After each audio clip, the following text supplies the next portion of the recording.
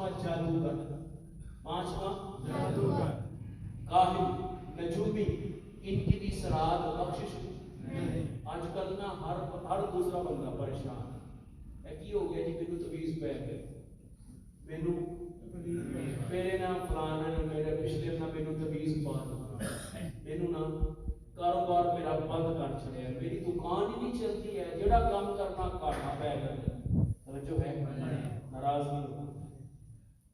سب سے بڑی بات اپنا عقیدہ مضبوط کرو، اپنا یقین مضبوط کرو کہ رزق دینے والی کون سی ذات ہے؟ اللہ کی۔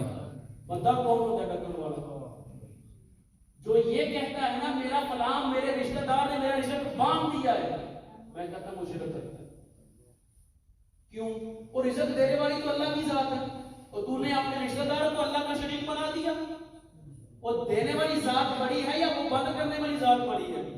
اپنے یقین کو مضبوط کرو۔ کوئی جو کچھ بھی کر لے، اگر اس کی بارگاہ سے کوئی نہیں ہے نا روکنے والا، تو پھر کوئی اور روکنے والا ہو سکتا ہی نہیں، اور اگر ادھر سے بند ہو گیا تو کوئی دینے والا بھی نہیں۔ فانوس بن کے جس کی حفاظت ہوا کرے، فانوس بن کے جس کی حفاظت ہوا کرے، وہ شمع کیا مجھے جسے روشن خدا کرے۔ اپنے عقیدے کو مضبوط کرو تو جادو کرنے والا وہ کالا پیلا کھٹا نیلا وہ جو کچھ بھی ہو پتہ نہیں کیا کیا نام رکھ لیے، اپنے عمل کو اصلاح کرو۔ دیکھو کہ میرا رشتہ میرے رب سے مضبوط ہے یا کمزور ہے۔ ایک چائے کی پیالی کو پلا دینا تو ساری زندگی جب بھی وہ سامنے آئے گا آپ کی گردن جھکے گی، سلام کرتے نہیں تھکو گے۔ تو یار جس مالک نے بچپن سے لے کر ماں کے پیٹ میں تجھے رزق دیا، اگر وہ ماں کے پیٹ میں رزق دینا، ہمیں کمانا آ گیا نا، ہمیں بولنا آ گیا، ہمیں مانگنا آ گیا، ہمیں لکھنا آ گیا، وہ تو اس وقت بھی رزق دیتا تھا جب ہم بول نہیں سکتے تھے، جب ہمیں بولنا نہیں آتا تھا، مانگنا نہیں آتا تھا، اور اس سے پہلے ماں کے پیٹ میں اس نے رزق دیا۔ تو یہ اپنا عقیدہ مضبوط کرو۔ کوئی یہ کالا نیلا پیلا کھٹا جادو نہیں کرتا، کوئی بھی اس طرح کوئی کر ہی نہیں سکتا۔ اپنا عمل درست کرو، اپنا رشتہ اللہ کے ساتھ مضبوط کرو، قرآن پڑھا کرو۔ سورۃ کسی کے ساتھ ایسا معاملہ ہو سورۃ بقرہ پڑھے۔ میرے حضور نے فرمایا جس کا خدشہ ہو کہ میرے اوپر کوئی ایسا کوئی ہوا ہے تو وہ سورۃ البقرہ پڑھے۔ سورہ پتہ کتنے سپاروں کی ہے؟ 2.5 سپارے۔ کتنے؟ ایسی کری زندگی نہیں پڑھے ہوئے۔ قرآن پڑھا کرو، برکت ہوتی ہے۔ حضرت عمر فاروق رضی اللہ تعالیٰ کے پاس ایک منگتا آتا، ہر ہفتے کے بعد 15 دن کے بعد مہینے کے بعد آ جاتا، حضور مجھے کچھ دو، مجھے کچھ دو۔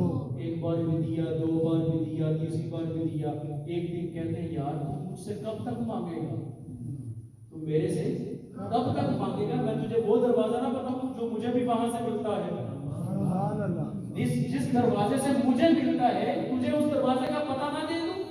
اس نے کہا حضور جلدی بتائیے۔ کہا نماز پڑھا کر، قرآن پڑھا کر، نماز پڑھا کر، قرآن پڑھا کر، نماز پڑھا کر، قرآن پڑھا کر۔ سودا سستا ہے کہ مہنگا؟ سستا ہے۔ ویہ لے آئے صبح تو لے کے شام تک مزدوری کریے، تو بندہ تھک ہار کے جس نے شام کو واپس آ گئے تو مزدوری نہ لگے تو ہوتا ہے نہیں۔ تو جی مالک آکھے کہ تیرا کام محنت کرنا ہے، پھل لانا تیرا کام، مالی دا کام پانی دینا تے بھر بھر کو نہیں پانی لاندے کو نہیں تے یا اللہ پھل دے دے، یا اللہ ایک بچہ بیٹھ کے جو پڑھے ہی نہ تے دعا مانگے یا اللہ پاس کر دے، یا اللہ تے جو لکھے ہوئے کا رزلٹ بھی تو وہی آنا ہے۔ شیخ سعدی رحمۃ اللہ علیہ ایک جملہ کہتے ہیں، وہ کہتے ہیں جو محنت نہیں کرتا، جو صرف دعا کرتا ہے یا اللہ اے دے دے، یا اللہ اے دے دے، یا اللہ، کہتے بیوقوف ترین بندہ، بیوقوف پرلے درجے کا بیوقوف، پرلے درجے کا۔ اور جو محنت کرتا ہے لیکن دعا نہیں کرتا، محنت تو کرتا ہے مگر اس کو اپنی محنت پہ مان ہے، بس میں کر لیا اور میرے بڑا پھل لگ رہا ہے۔ شیخ سعدی رحمۃ اللہ علیہ فرماتے ہیں وہ متکبر ہے، وہ محنت بھی کرو پھر دعا کرو۔ مالک جو میرے اختیار میں تھا نا وہ میں نے کیا ہے، جو تیرے اختیار میں ہے وہ تو کر، جو تیرے اختیار میں ہے وہ حضرت عمر فاروق رضی اللہ تعالیٰ عنہ شخص کہا جا نماز پڑھا کر اور قرآن پڑھا کر. 3 مہینے گزر گئے ملنے نہیں آیا. 3 مہینے گزر گئے ملنے نہیں آیا. مولا کائنات حضرت عمر فاروق رضی اللہ تعالیٰ عنہ ایک دن پوچھنے لگے یار وہ دوست آتا تھا وہ اب کتنا عرصہ ہو گیا ملنے نہیں آیا. کسی نے کھڑے ہو کر عرض کی حضور کو اپنے گھر بھی پڑھتا ہے, نماز وہی پڑھتا ہے, قرآن پڑھتا ہے, ہر وقت وہ قرآن پاک ہی پڑھتا ہے. آپ نے فرمایا جانا کبھی اسے تو میرا سلام عرض کرنا. میرا ایک دن کچھ فراغت تھی, فرصت تھی, کہا آؤ ذرا آج اسے مل کے آئیں.